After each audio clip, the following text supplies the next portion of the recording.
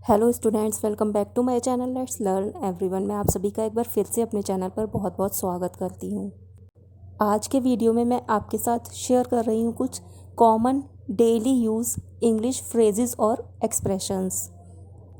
इन phrases को आप अपने कॉन्वर्सेशन में यूज़ करके अपनी इंग्लिश को फ्लुएंट बनाने के साथ साथ आप एक स्मार्ट इंग्लिश स्पीकर भी बन सकते हैं। तो चलिए करते हैं वीडियो को स्टार्ट। उससे पहले रिक्वेस्ट है, प्लीज़ चैनल सब्सक्राइब कर लें अगर अभी तक नहीं किया है। वीडियो अच्छी लगे तो लाइक करें और शेयर करें। फर्स्ट फ्रेज़ है up in the air. Up in the air का मतलब होता है अनिश्चित, मतलब कि जिसे अभी तक तय ना किया गया हो। मतलब कोई ऐसा प्लान या कोई ऐसी सिचुएशन जिसे अभी तक ये डिसाइड ना किया गया हो कि उसमें करना क्या है या किया जाएगा उसे या नहीं। तो up in the air phrase is used to talk about something that is uncertain और अनडिसाइडेड, मतलब जो डिसाइडेड ना हो या अनसर्टेन हो। Because of the increasing cases of corona virus it is still up in the air when the lockdown will be ended. Corona virus के बढ़ते मामलों की वजह से यह अभी भी अनिश्चित है कि लॉकडाउन कब खत्म होगा। तो अप इन द एयर मतलब अनिश्चित। नेक्स्ट फ्रेज है out of work. Out of work का मतलब होता है बेरोज़गार, मतलब जिसके पास कोई पैसे कमाने का ज़रिया ना हो, मतलब कि जिसके पास कोई भी काम ना हो या नौकरी ना हो जिससे उसे अर्निंग हो। This phrase is used to describe someone who doesn't have a job और हु इज़ अनएम्प्लॉयड, मतलब जिसके पास कोई काम धंधा ना हो, पैसा कमाने का कोई ज़रिया ना हो।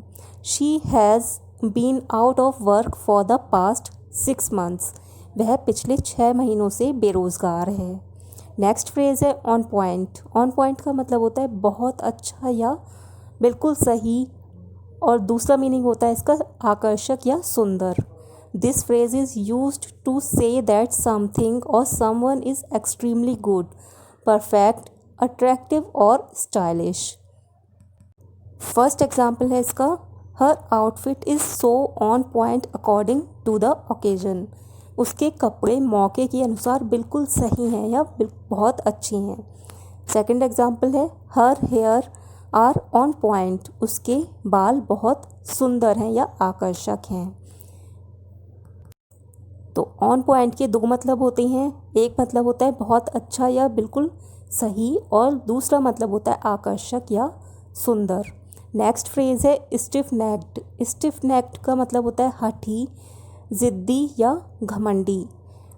This phrase is used to describe someone who is stubborn and arrogant and unwilling to change, मतलब कि ऐसा इंसान जो बहुत ज़्यादा ज़िद्दी होता है, घमंडी होता है और साथ ही साथ वो खुद को बदलना भी नहीं चाहता है। मतलब अगर कोई उसके अच्छे के लिए कुछ कह रहा है तो वो उस काम को भी नहीं करेगा, वो अपनी मर्ज़ी का मालिक होता है।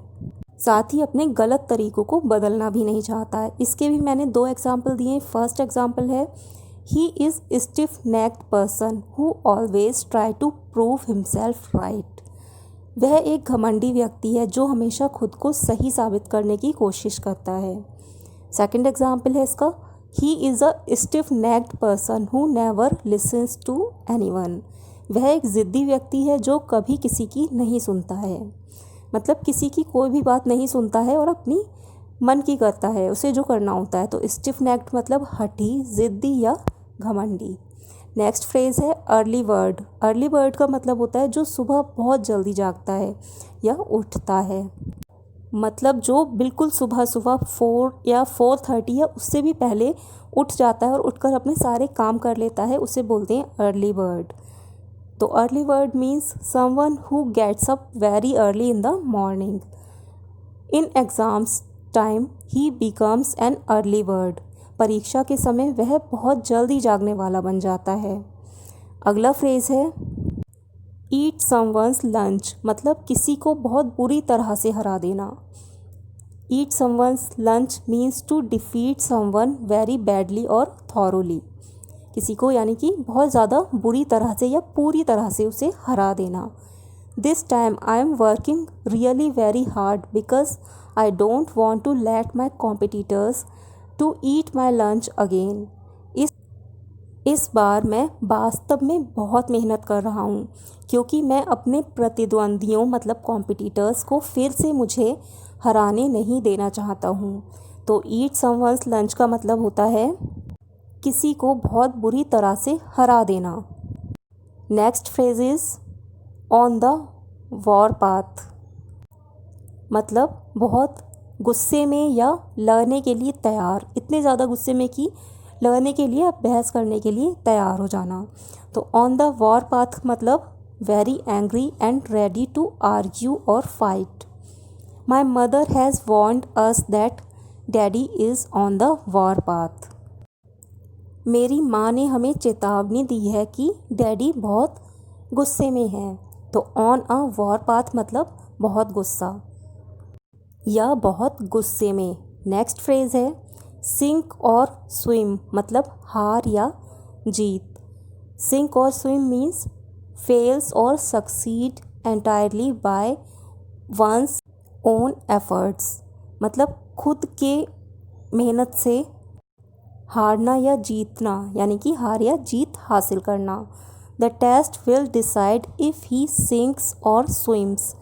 टेस्ट निश्चित करेगा कि वह सफल होगा या असफल, मतलब पास होगा या फेल होगा। टेस्ट में हमें खुद काम करना पड़ता है, हमारी कोई हेल्प नहीं करता है, इसलिए यहाँ पर सिंक और स्विम फ्रेज का यूज़ किया है हमने। तो सिंक और स्विम का मतलब हार या जीत या सफलता या असफलता। नेक्स्ट फ्रेज है चिन म्यूज़िक। चिन म्यूज़िक का मतलब होता है बेकार बातें या फालतू बातें। This phrase means idle, foolish, meaningless और इररिलेवेंट टॉक्स, मतलब बेकार की बेवकूफ़ी भरी बातें। Can you guys please be quiet, your chin music is distracting me from my work. क्या तुम लोग चुप रह सकते हो, तुम्हारी बेकार की बातें मुझे मेरे काम से विचलित कर रही हैं, यानी कि डिस्ट्रैक्ट कर रही हैं, मेरा काम में ध्यान नहीं लग पा रहा है। तो चिन म्यूज़िक का मतलब होता है बेकार बातें या फालतू बातें। अगला फ्रेज़ है under the weather. Under the weather का मतलब होता है अस्वस्थ या बीमार। इफ़ समवन इज़ और feels under the weather means the person is not feeling well. I am feeling a bit under the weather, I think I am getting a cold. मैं थोड़ा बीमार महसूस कर रही हूँ, मुझे लगता है मुझे ज़ुकाम हो रहा है। तो अंडर द वेदर का मतलब अस्वस्थ या बीमार। नेक्स्ट फ्रेज है बी इन हॉट वाटर, मतलब मुसीबत में होना या परेशानी में होना। When someone is in hot water means they are in a bad situation और सीरियस ट्रबल, मतलब कि वो बहुत ज़्यादा मुसीबत में है या परेशानी में है। His temper has landed him in hot water again. उसके गुस्से ने उसे फिर से मुसीबत में डाल दिया या परेशानी में डाल दिया। तो बी इन हॉट वाटर मतलब मुसीबत में होना या परेशानी में होना। नेक्स्ट फ्रेज है down in the dumps. Down in the dumps का मतलब उदास या दुखी, means to feel unhappy, depressed और without hope. He is down in the dumps because he has lost his job. वह उदास है या दुखी है क्योंकि उसकी नौकरी चली गई है। नेक्स्ट फ्रेज है ever and anon. Ever and anon का मतलब होता है कभी कभी। It means now and then और समटाइम्स और ओकेजनली। ये सभी इसके सिनोनिम्स भी हैं। एवर एंड एनन मतलब कभी कभी। Ever and anon he goes to visit his village. कभी कभी वह अपने गांव घूमने जाता है। नेक्स्ट फ्रेज है run out of steam. Run out of steam का मतलब उत्साह खत्म होना या थक जाना, means to lose one's energy, motivation और enthusiasm to continue doing something. किसी काम को करते करते उस काम को करने का उत्साह खत्म हो जाना या उस काम से थक जाना। After spending hours working on this project I am running out of steam, can we take a break. इस परियोजना पर काम करने में घंटों बिताने के बाद मैं थक गया हूँ या मेरा उत्साह खत्म हो गया है, क्या हम एक ब्रेक ले सकते हैं? तो रन आउट ऑफ स्टीम का मतलब उत्साह खत्म होना या थक जाना। नेक्स्ट फ्रेज़ है मैनी मून्स एगो।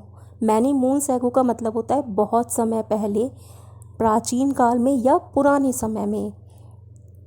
Many moons ago means a very long time ago, मतलब बहुत समय पहले। Many moons ago we used to be very close friends but now we have gone separate ways and lost contact. बहुत समय पहले हम बहुत करीबी दोस्त हुआ करते थे, लेकिन अब हमारे रास्ते अलग हैं और हम एक दूसरे के संपर्क में नहीं हैं।